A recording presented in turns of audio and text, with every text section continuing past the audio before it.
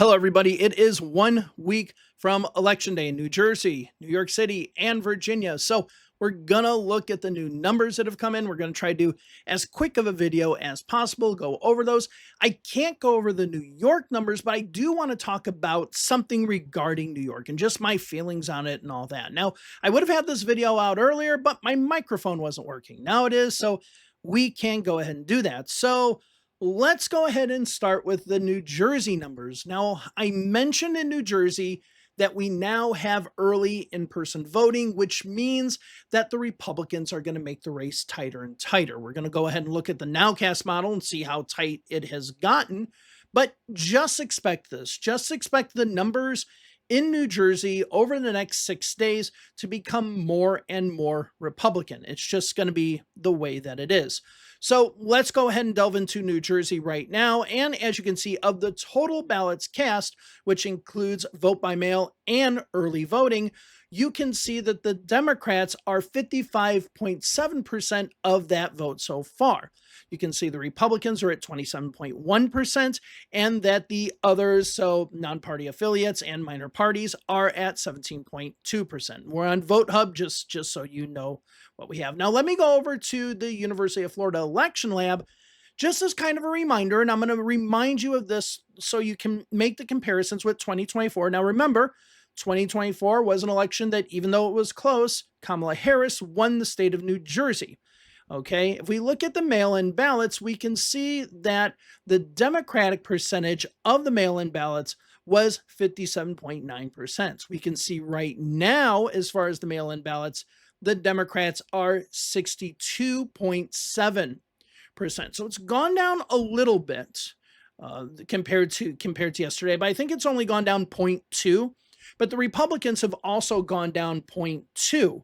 So it does seem like the mail-in ballots over the last 24 hours have been more non-party affiliates and independents. And that makes sense. Usually the non-party affiliated voters will wait until the last minute to get their ballots in. They're not like the diehard enthusiastic, I got to show up to the polls on the first day. So that's what we have with the mail-in ballot. Now, if we look at the early in-person ballots, we had a bit of a gap yesterday, but now it has gotten closer. Let me give you the 2024 results. And remember, these 2024 results resulted in Kamala Harris winning. So if you're the Democrats, you want to hit these benchmarks or higher. You can see that the Democrats of early vote, they did have the most voters at 35.7%, and Republicans were at 34.2%. So we're talking about a 1.5% difference. Now, if we look at what's happening in early ballots, we can see that the Democrats are at 41.2% and the Republicans are at 39.4%. So it's closed quite a bit compared to my video yesterday, and it's at 1.8%. Now, we have to see how that trend continues. Is it going to be stagnant? Are the Republicans going to, dig a little bit deeper into that number? Are the Republicans going to take the lead when it comes to early in-person voting? Because I have said time and time again that if the Republicans win early in-person voting, that is a prerequisite for them to be able to win the state of New Jersey. If they aren't ahead in this metric, early in-person voting, they won't win. They just won't win. They especially won't win when the Democratic mail-in ballot numbers are at 62.7%. So the Democrats are actually doing significantly better in these mail-in ballots. And yes, the Republicans need to win early ballots, but then they also need to get a little bit of a gap in that too. Now, most people are going to be voting by early voting. About, I think in the state of New Jersey, it's about 50%. I think it's like 52% that are going to do ballots early in person. So this number is going to go up and up. And the Democratic and Republican numbers, when we look at this number of total ballots, will start shrinking more and more. It's just a matter of how fast and how much it shrinks. But right now, the Democrats look to be in a good position. Now let's go ahead and go over to the New Jersey nowcast model. So here's the New Jersey nowcast model. You can see that the turnout is 11.17% in the state of New Jersey. Now, let me just go ahead and tell you what a nowcast model, if this is your first time watching the channel, a nowcast model basically says that if the election were to end right now, based on previous election results, what can we predict the election would be as of right now. This is not a forecast for the future. This is a nowcast. That's why we call it nowcast. It's about right now. So if we look at it, in regards to weather, we look at a forecast of what the weather is going to be 2-3 days from now. A nowcast would be you're looking at the weather right now and trying to determine, or looking at all the data with the weather and trying to figure out, is it going to snow right now or not? Okay, so if we look at these numbers of the nowcast model, we say that the Democrats are at 65.5% to the Republicans 34.5%. That has gone down over the last 2 days. The Democrats were at 73%, so it has gone down significantly. But the question is now, will that shrinkage actually start slowing down? We really don't know at this point. Now, if we go ahead and look at the nowcast model accuracy, we can see it's gotten a little more accurate. So as I mentioned before, R square is looking at our accuracy, geographical accuracy. So we're basically saying, are the amount of votes in a county representative of what it would be as far as the population or the electorate? And we're getting closer. We aren't there quite yet, but we are getting closer. And as more in-person voting happens, that number is going to get closer. So I think yesterday it was 0.54. Now we're at 0.7337. Remember, a perfect correlation is going to be 1.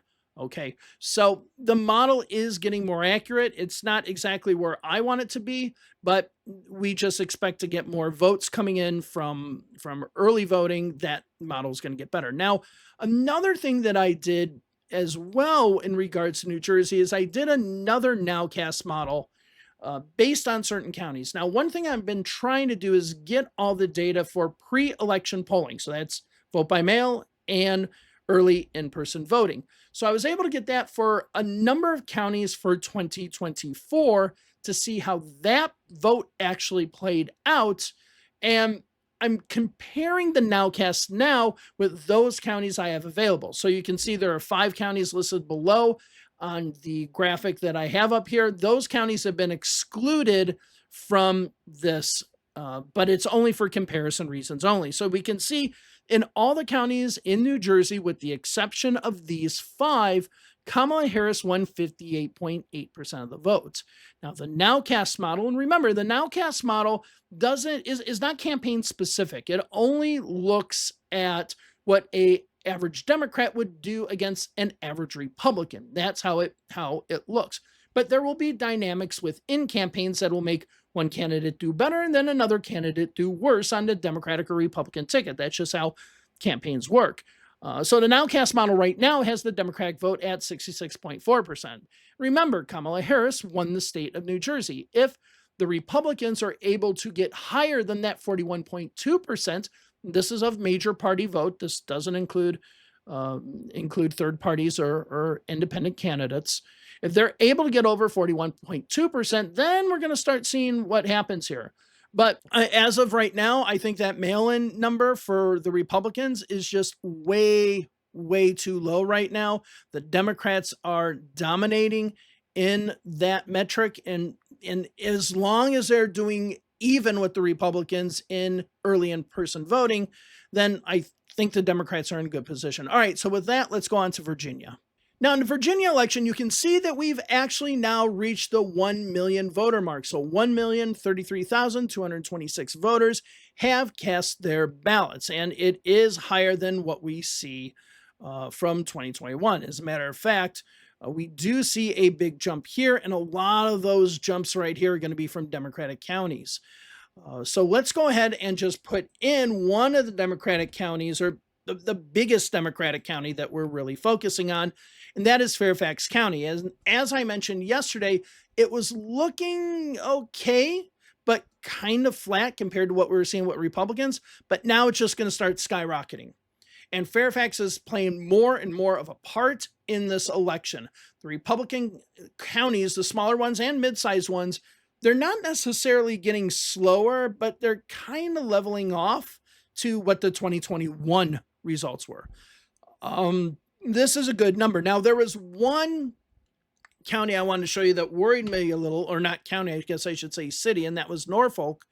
And as I mentioned, this worried me right here 13 days before the election when these two lines were looking like they were going to intersect. I'm like, well, if all of a sudden the 2025 line goes under the 2021 line, that's going to be a problem. We're not seeing that. We're now starting to see a little bit of a gap. And if it goes up like a rocket, like we saw in the Fairfax County results, then these are good results for the Democrats. So basically, what's happening right now is that the Republican counties are starting to, they're doing well, but not as they're not as out of the box as they were before. They weren't boom, like they started right away, looked really good. They did the same thing in Georgia. The problem with Georgia in 2024 was these small counties were just coming out real strong at the beginning, but the big counties were not able, Fulton, DeKalb, Henry, Gwinnett, they were not able to keep up with what the smaller and mid-sized counties were doing. Fairfax, Loudoun, Norfolk, Richmond, places like this, they're starting to catch up and surpass. So these are really, really good numbers. And if we just want to look at the map of what's going on in Virginia, you can see right here. You can see of the ballots that have been sent out, 58.5% of those have been returned. The only thing I don't know with that statistic is if somebody actually goes to in-person voting, if that counts as a ballot returned. I think it does. Okay. So I don't remember. It's been a while since I looked at Virginia. It was last year. I don't know the intricacies of it. Maybe people down below can comment. Please do so, because I do know that there are some states where you actually fill out your ballot at home and you just submit it in person instead of doing it by mail. It's not like an actual voting center. So tell me if that's the case in Virginia. So let's go ahead and go to the nowcast model of Virginia. And it's getting better for the Democrats. So yesterday, the nowcast model was, I think, at 64.3. Now it's at 64.7. We have a turnout of 16.36%. And again, remember, Terry McAuliffe got 59.1% of the early vote, both vote by mail and in person. Now, the nowcast model, based on what we see, and this number is growing more and more, we see that the Democrats would get 64.7%. That's the latest prediction of what we have now, and it continues to grow. I said if the Democrats get into the 62, 63, they're going to win. If they get into 64, 65, 66, when it comes to this pre-election day polling, the Democrats are going to have a really good night.